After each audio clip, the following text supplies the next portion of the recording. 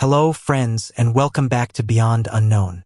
Today, we journey into a place that defies comprehension, a landscape of twisted trees and colossal rock formations, where the veil between our reality and something else is razor thin. We are talking about Joshua Tree National Park, California. You see the stunning desert beauty in photos, but beneath that serene, sun-bleached surface is a vortex of unexplained phenomena. It is a place where people vanish without a trace, where horrifying creatures stalk the shadows, and where the impossible is simply routine. In this deep dive, we won't just recount the legends and the lost.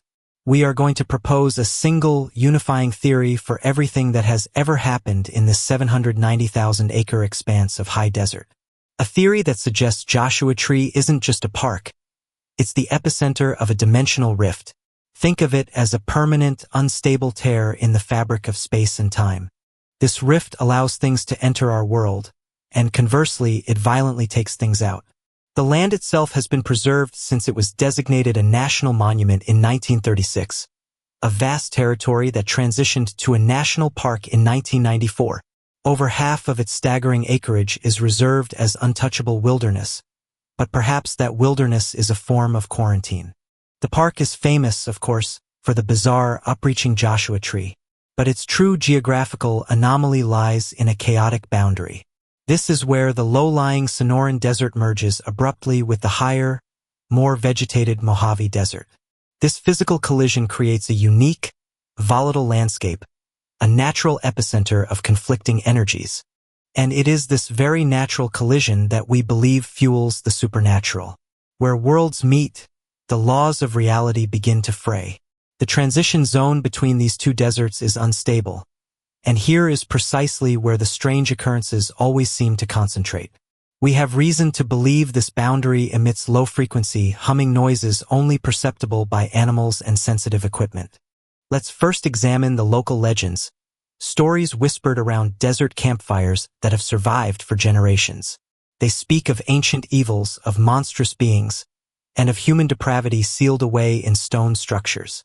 These are not merely cautionary tales. They are warnings preserved by the people who know this land best. Deep within the park's desolate expanse, there is a strange structure they call the Desert Dungeon. It is an enclosure, crudely constructed around a massive boulder and sealed with a heavy iron door, a bizarre sight in this natural environment. Officially, maybe a rancher stored dynamite here, or perhaps old gold thieves used it to stash their loot. But the chilling reality, the energy it radiates, is far more sinister. The darkest legends maintain this dungeon was used to hold a person captive. One horrifying, pervasive story tells of a local family who imprisoned their son, a man who was horribly disfigured, mentally impaired, and possessed of monstrous size. The father locked the poor soul away in that rock and iron prison to hide him. The son spent his life in miserable solitude, a fate that fueled a terrible rage. One day, the tortured man broke out, fleeing the scene and leaving the iron door ajar. Search parties found nothing of the man, but soon after, brutal attacks on travelers began to be reported. These injuries were so savage they seemed like cruel proxy punishments. The legend claims this tormented man was never caught. We theorize that he, or some entity that has since taken his place, is still roaming Joshua Tree, seeking vengeance for sins that were not his own. This location, where the son suffered such psychic agony, may have become a point of emotional and energetic release for the dimensional rift itself. If the Desert Dungeon speaks of human horror, the legend of the Yucca Man speaks of something else entirely, a classic cryptid encounter, but one far more aggressive and brazen. We are talking about an entity that appears to actively challenge humanity, not hide from it.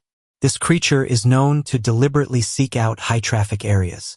The first documented sighting was in 1971 at the nearby 29 Palms Marine Base, a highly secured and regulated location.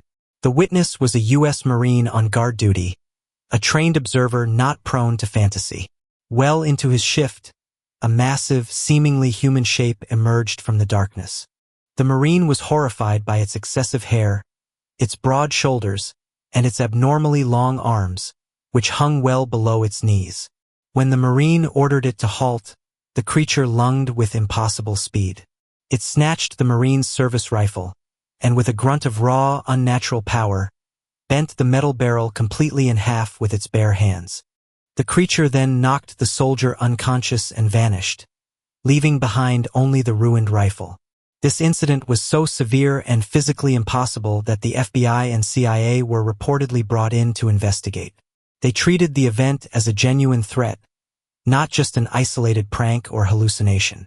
Other sightings continued, including one incredible description of the being standing 12 feet tall, sometimes accompanied by a smaller, faster creature. In 1979, a couple recalled slamming on their brakes when a colossal, hairy man stepped directly from behind a yucca bush and stood motionless in the road, its chest reportedly the size of a large refrigerator. The yucca man is more than just a local Bigfoot analog.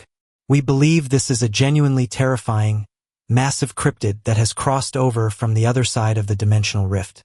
The extreme violence, the physics-defying strength, and its repeated, almost taunting appearances suggest it does not belong in our natural world.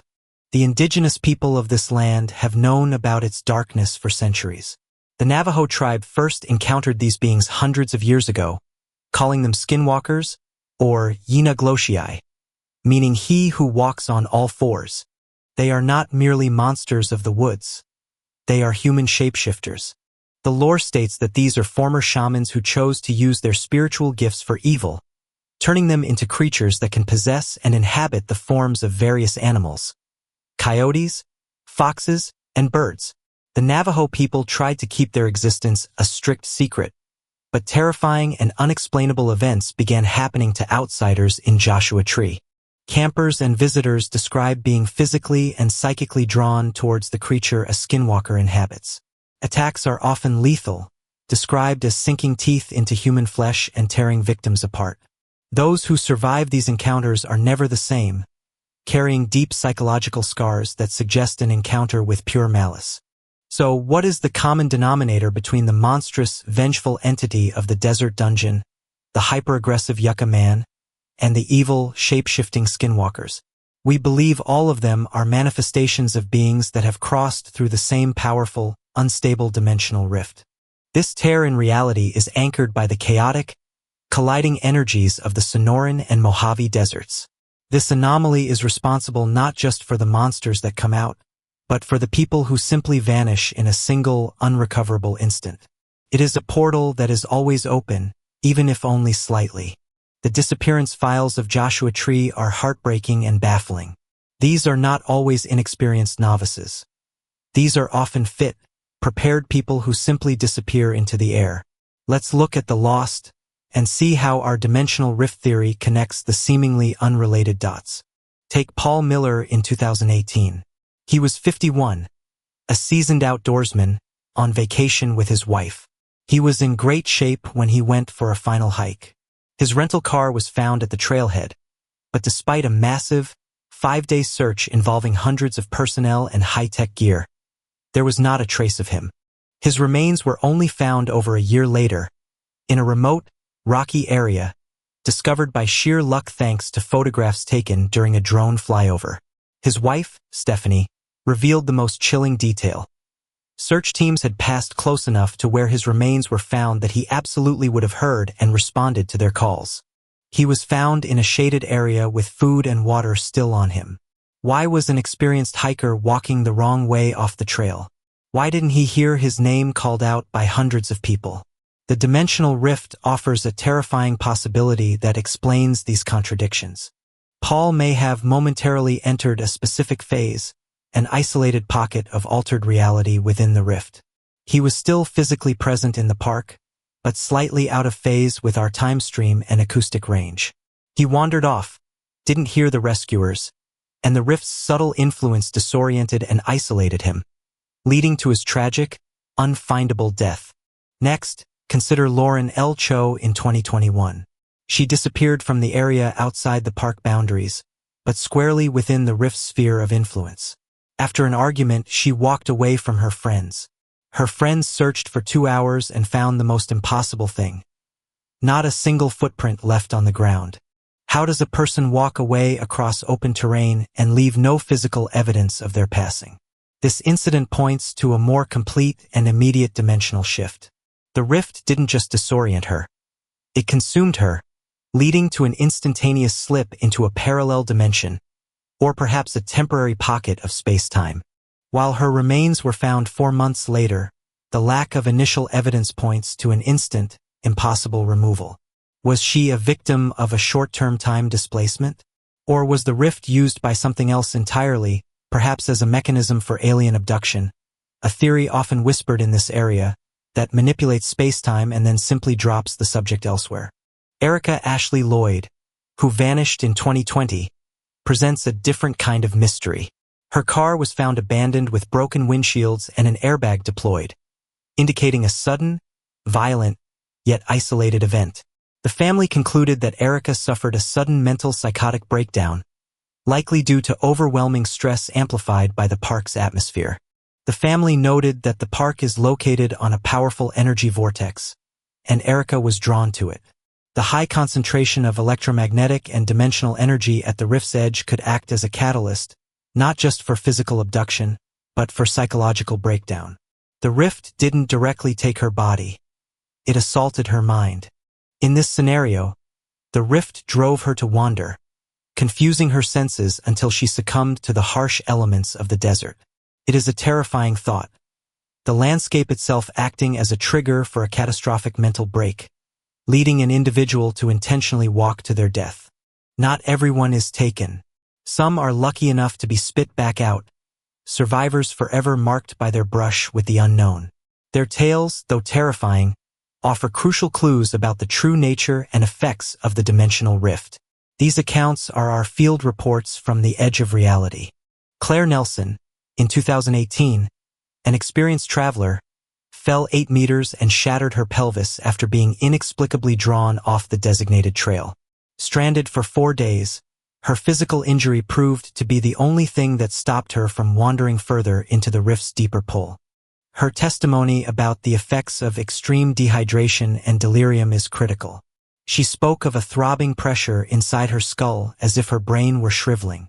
This matches symptoms described by people who have encountered powerful, disorienting electromagnetic fields. She was disoriented, drawn off the trail, and the rift's subtle influence nearly killed her. Robert Ringo in 2020 also suffered a major physical calamity, breaking his left femur. He was stranded for nearly 2 days in the sweltering heat. Robert's survival illustrates a simple but profound truth. His only defense against the power of the rift was a tether to our reality. Robert had consciously shared his exact location with his son, a critical safety measure. His fall was an accident, but his survival depended entirely on that single act of communication. It was a digital lifeline that allowed rescue to bypass the rift's confusing effects and find his precise location before it was too late. If the Yucca Man, the Skinwalkers, and the Lost Souls are all evidence of an unstable dimensional rift at the heart of Joshua Tree National Park, then we must understand its behavior. This anomaly can summon cryptids, disorient hikers into an out-of-phase state, or instantly erase footprints as if they never existed. The standard dangers of the desert, heat, dehydration, snakes, are merely secondary concerns. The primary danger is the rift itself. It is a place where you can be taken by the unknown, or simply driven to your death by forces you cannot see or comprehend. It is the ultimate psychic predator. The one thing that brought Robert Ringo and Claire Nelson back was a conscious, physical connection to the outside world. For Robert, it was a GPS pin. For Claire, it was a frantically waving plastic bag. Do not trust your senses in Joshua Tree. Do not trust the trail. Assume that your mind is being subtly influenced and that the physical laws of nature are conditional and temporary. If you venture into the stark beauty of Joshua Tree, you must go prepared for a war with reality. Carry food, carry water, carry a first aid kit, and by all means, carry a personal locator beacon. The PLB is the only signal that can reliably cut through a dimensional disturbance. It is the only way to be certain that when you are on the very edge of the unknown, a piece of your reality remains tethered to ours. Thank you for joining us on Beyond Unknown. Until next time, stay vigilant and stay safe.